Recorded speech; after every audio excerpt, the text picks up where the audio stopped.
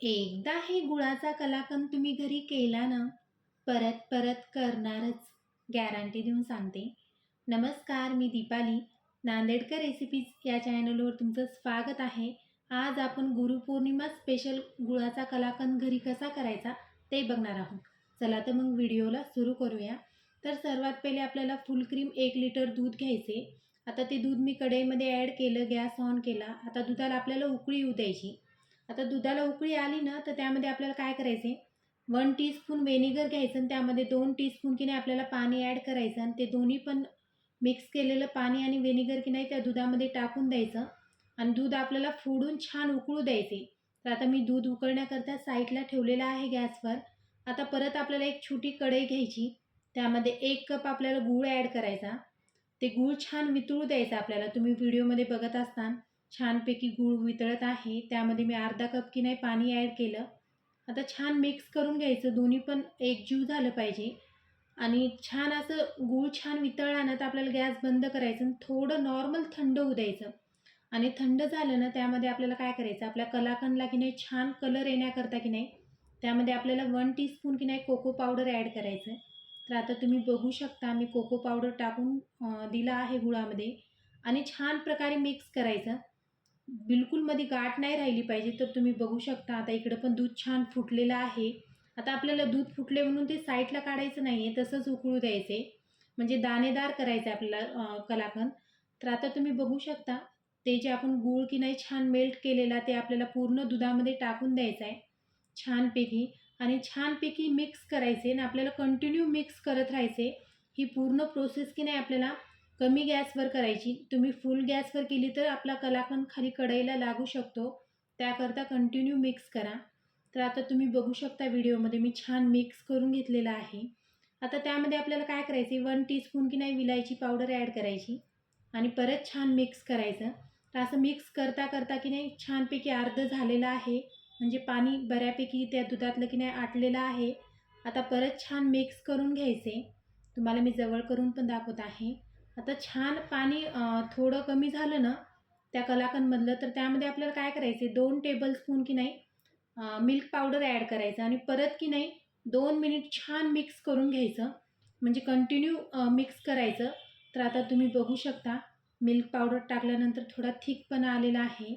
आता milk powder टाकलं ना, तर आपल्याला 2 ते 3 मिनिटानंतर की नाही लगेच आपल्याला त्यामध्ये की नाही 2 टेबलस्पून की नाही तूप ॲड करायचे.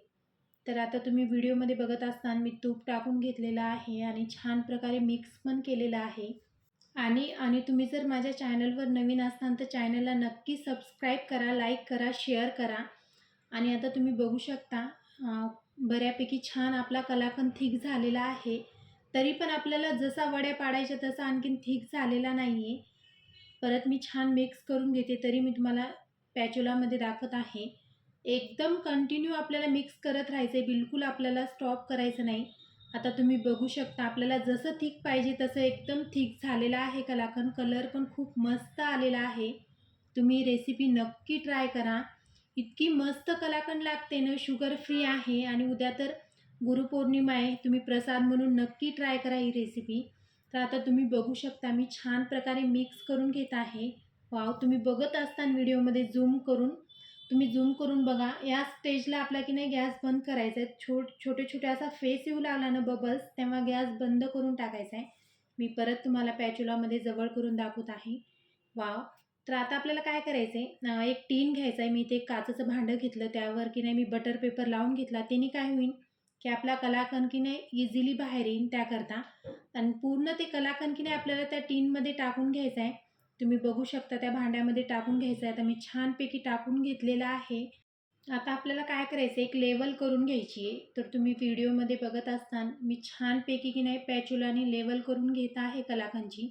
तुम्ही रेसिपी की नाही एकदाच ट्राय केली ना, तुम्ही परत परत करणारच, गॅरंटी देऊनच सांगते मी. इतका मस्त आणि इतका टेस्टेड कलाकंद लागते ना, जे आपण नॉर्मल कलाकंद करतो ना त्याच्यापेक्षाही भारी कलाकंद लागते. तर आता छान लेवल केल्यानंतर आपल्याला काय करायचे, 30 मिनिटाकरता की नाही फ्रीजमध्ये ठेवायचे. तर आता मी 30 मिनिटाकरता फ्रीजमध्ये ठेवला होता. आता 30 मिनिटानंतर मी बाहेर काढून घेतला. फ्रीझरमध्ये नाही ठेवायचे, फ्रीजमध्ये ठेवायचे. तर आता तुम्ही बघू शकता 30 मिनिटानंतर मी कलाकंद काढून घेतला. छान सेट झालेला आहे आता त्यावर की नाही मी गार्निशसाठी की नाही गोल्डन वर्क लावून घेत आहे. त्याने काय होईल की आपला कलाकंद की नाही एकदम छान दिसेल त्याकरता. तर मी छानपैकी की नाही वर्क लावून घेतलेली आहे. तुम्ही बघू शकता व्हिडिओमध्ये. तुम्हाला जर ते कलाकंदच्या वड्या जर सेट करायच्या नसतान तर तुम्ही तसा पण ते कलाकंद खाऊ शकतात. तर आता तुम्हाला एक वडी मी हातामध्ये तुम्हाला घेऊन दाखवते. वॉव! खूप मस्त शुगर फ्री कलाकंद आहे आणि एकदम लहान लेकराला पण छान आहे. तुम्ही रेसिपी नक्की, नक्की ट्राय करा. आता तुम्ही बघू शकता हे कलाकंद मी एका प्लेटमध्ये काढून घेतलेलं आहे. आता मी तुम्हाला जवळ करून दाखवते वडी. तुम्हाला मागच्या साईडलाही दाखवते. वॉव! खूप मस्त टेक्स्चर आलेलं आहे आणि एकदम टेस्टेड असा कलाकंद झालेला आहे. तुम्ही रेसिपी नक्की, नक्की ट्राय करा. मी तुम्हाला रिपीट सांगते. आता तुम्हाला एक मी तोडून पण दाखवते.